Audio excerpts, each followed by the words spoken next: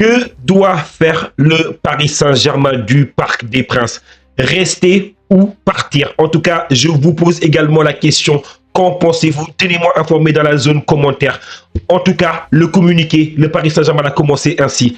Le Paris Saint-Germain va poursuivre ses études exploratoires à Massy et Poissy pour son futur stade. En tout cas, la phrase est lancée. Les amoureux du Paris Saint-Germain sont prévenus, mais également le monde entier est prévenu. Le Paris Saint-Germain pense à quitter le Parc des Princes et le Paris Saint-Germain a sélectionné deux lieux où pourrait éventuellement s'implanter le futur stade du Paris Saint-Germain, soit Massy, soit Poissy. En tout cas, je vais analyser toutes les décisions prises depuis. On va analyser exactement est-ce que le départ du Parc des Princes, est-ce que c'est une bonne ou une mauvaise chose. Je vais vous expliquer également l'aspect contextuel et si vous avez toujours des questions, n'hésitez pas à me les marquer en zone commentaire. En tout cas, merci d'être toujours de plus en plus nombreux à suivre la chaîne Parisian Football. On a dépassé la barre des 12 300 abonnés. Bientôt, exactement, on se dirige vers la barre des 13 000 abonnés. Et sur TikTok, on a dépassé la barre des 23 000 abonnés. On se rapproche tout doucement de la barre des 24 000 abonnés. Merci, merci pour toute la force que vous donnez à la chaîne. Merci également à toutes les personnes qui vont prendre une seconde. Oui, ça prend qu'une seconde pour mettre le petit pouce bleu pour récompenser tout le travail qui a été effectué pour vous créer cette vidéo, pour rechercher toutes les informations. Parce qu'également, il y a eu énormément de personnes que j'ai contactées également pour avoir le maximum d'informations sur le Paris Saint-Germain et le Parc des Princes. Et merci également à toutes les personnes qui vont prendre le temps de s'abonner à la chaîne Parisian Football parce que c'est gratuit ici. Bienvenue à la team et comme chose promise, chose due, je vous donne les informations concernant le Parc des Princes. Oui. Et d'ailleurs, avant de commencer sur ça, j'aimerais vous dire, est-ce que vous connaissez la date à laquelle le Paris Saint-Germain s'est vraiment implanté au Parc des Princes? Là, vous pensez, vous me dites, est-ce que c'était en 1970 ou est-ce que c'était un peu plus tard? Bah oui, c'était plus tard. Ça ne s'est pas passé en 1970. Le premier match du Paris Saint-Germain a lieu le 10 novembre 1973. Et le Paris Saint-Germain arrive au Parc des Princes, s'implante au Parc des Princes en 1974. Donc, du coup, c'est 4 ans après l'année de fondation du Paris Saint-Germain. Vous voyez que le Paris Saint-Germain a quand même passé énormément de temps dans ce Parc des Princes. C'est le parc où toutes les émotions, les plus grandes émotions du Paris Saint-Germain ont été vécues. Regardez, quand j'y étais, notamment durant la Ligue des Champions, la partie célébration, c'était magique. Tu as l'impression que le stade, il tremblait. Il était connecté avec chacun des supporters. C'était absolument extraordinaire. Donc, du coup, ça, c'est l'aspect, la partie émotion, la partie exactement présentation du lien que possède le Parc des Princes avec notamment le club du Paris Saint-Germain. C'est un lien qui est absolument impossible à décrire, impossible exactement à raconter. Même moi, en essayant de la raconter, ces liens-là, je pense que je ne fais même pas justice en racontant le lien entre le Parc des Princes et son Paris Saint-Germain.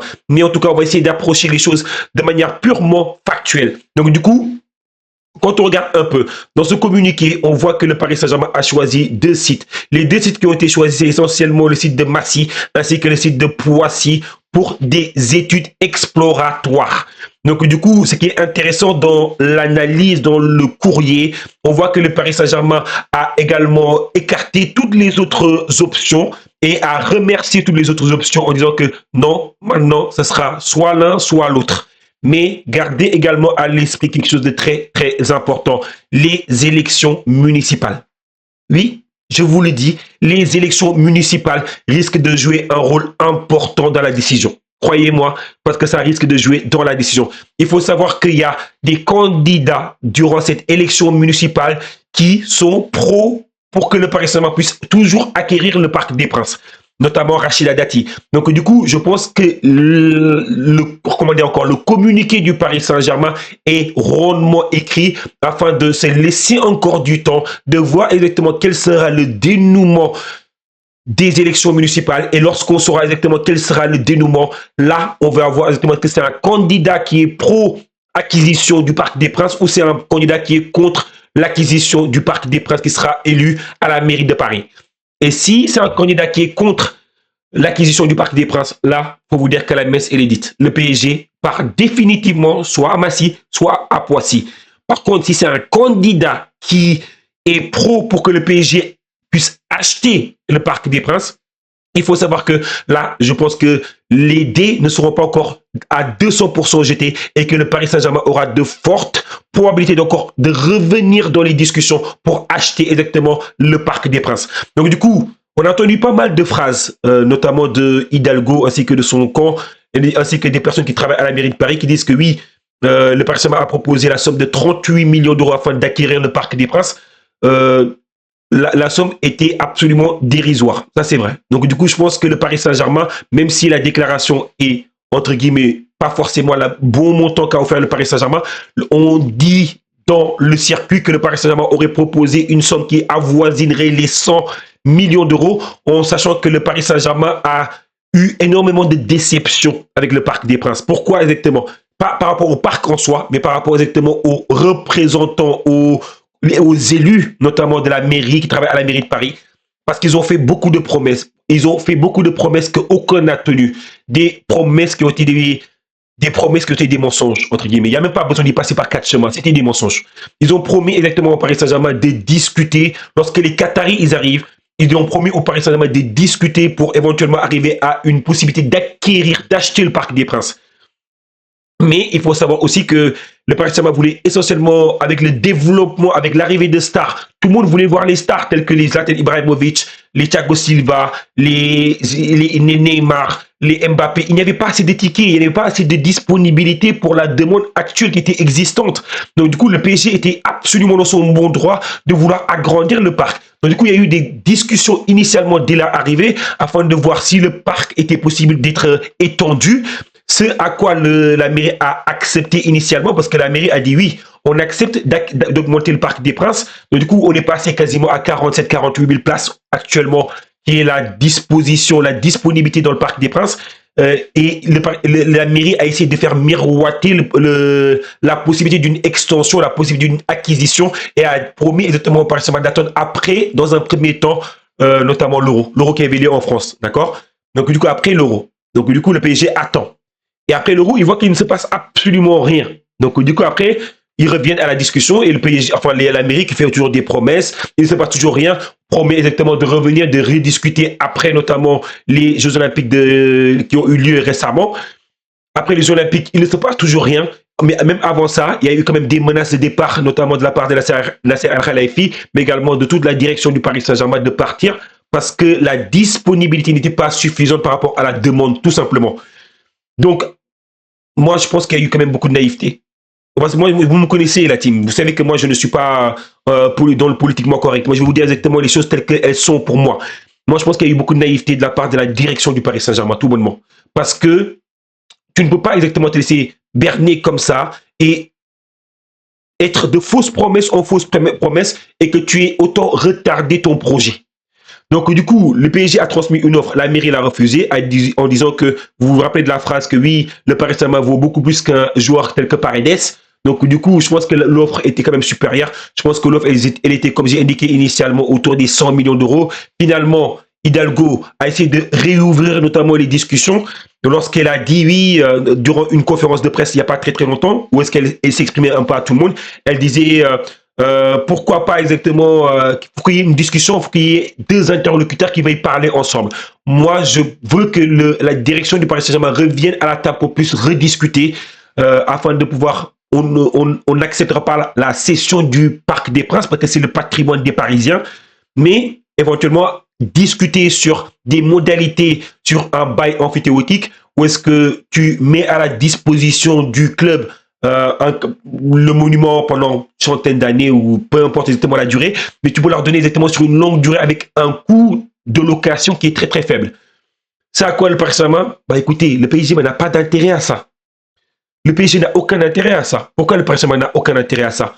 Parce que dans le fair play financier actuellement, il vaut mieux détenir l'actif financier dans ton bilan. Il faut générer des revenus. Quand tu détiens l'actif, la valeur de ton club n'est plus le même. Et les revenus que tu génères ne sont plus les mêmes. parce que tu peux générer des revenus par rapport à, dans un premier temps, à des concerts que tu pourras organiser dans le stade, à des événements que tu pourras organiser dans le stade, qui ne sont pas exclusivement des événements tels que des matchs de football. Et ça, c'est important. Donc, du coup, ça va augmenter encore plus la valeur du Paris Saint-Germain et ça augmente également plus la capacité du Paris Saint-Germain à pouvoir acheter des joueurs de football. Tout bonnement. Donc, du coup, c'est pour ça que le PSG veut absolument détenir son stade parce que ça va augmenter la valorisation du Paris Saint-Germain, mais également, ça va permettre directement au Paris Saint-Germain de pouvoir acquérir certains joueurs parce qu'au vu du fair play financier, ça va jouer un rôle absolument important. Donc du coup, c'est pour rentrer essentiellement dans les coûts, comme j'ai dit, directement du fair play financier. Et là, pour l'instant, en sachant que s'il y a une acquisition du Parc des Princes, l'extension du Parc des Princes ne pourra pas aller au-delà des 60 000 places. Ça va être très, très compliqué d'aller au-delà des 60 000 places parce que le Parc des Princes est au-dessus du périphérique. D'accord? Il est au-dessus du périph'. Et de ce fait-là, il va falloir essayer de affaisser un peu les tribunes. Et en affaissant un peu les tribunes, il y a une possibilité d'aller autour maximum de 60 000 places. Alors que la demande actuelle, je pense qu'elle est largement supérieure aux 60 000 places. Le Paris Saint-Germain a la capacité de pouvoir remplir 60 000, 70 000 places. Parce qu'il le voit, notamment durant les demandes pour les jours de match. D'ailleurs, pour les supporters étrangers qui voulaient aller voir les matchs du Paris Saint-Germain, c'était quasiment impossible parce que toutes les places étaient parties directement. Il y avait les abonnés qui étaient en priorité. D'ailleurs, pour s'abonner ou se réabonner au Paris Saint-Germain, se réabonner, c'est facile. Mais pour s'abonner au Paris Saint-Germain, c'est quasiment mission impossible. Il y a une liste d'attente de 2-3 ans. Vous vous imaginez? Tellement que le Paris Saint-Germain se développe, tellement que le Paris Saint-Germain attire exactement des fans, qu'il y a énormément de demandes. Donc, du coup, c'est également un élément qui est très, très important. Et plus ça va avancer, plus ça va aller parce que plus le PSG va encore plus devenir une grande équipe européenne avec des trophées tels que la Ligue des Champions, plus le PSG va attirer de plus en plus de fans, de plus en plus de supporters. Donc, du coup, de ces faits-là, ça va être de plus en plus compliqué, notamment d'avoir un ticket, un abonnement au Parc des Princes. Donc, moi, qu'est-ce que j'en pense? Moi, personnellement. Moi, je pense que personnellement, il est temps. Désolé la team, hein, je sais que je vais me faire beaucoup d'ennemis là, mais on ne peut pas continuer comme ça. Et là, c'est mon message envers vous, les amoureux du Paris Saint-Germain. C'est plus possible. Le Parc des Princes n'est plus dimensionné. Dans l'état actuel, le Parc des Princes n'est plus dimensionné avec les ambitions du Paris Saint-Germain. Regardez-vous. Lorsque vous avez voulu aller voir un match du Paris Saint-Germain, comment est-ce que vous avez galéré pour trouver un ticket? Regardez, pensez également aux autres qui galèrent pour trouver un ticket. Arrêtons d'être égoïstes, de penser qu'à soi.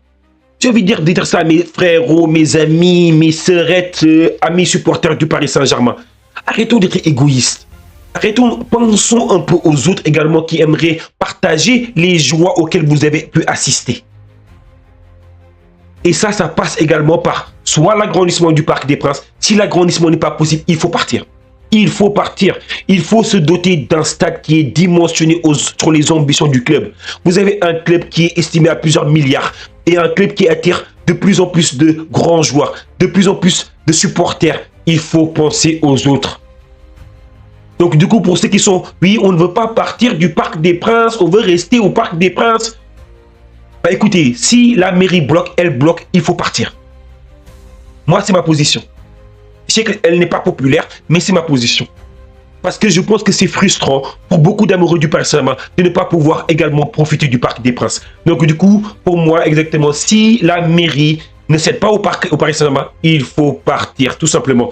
En tout cas, je ne sais pas exactement qu'est-ce que vous en pensez.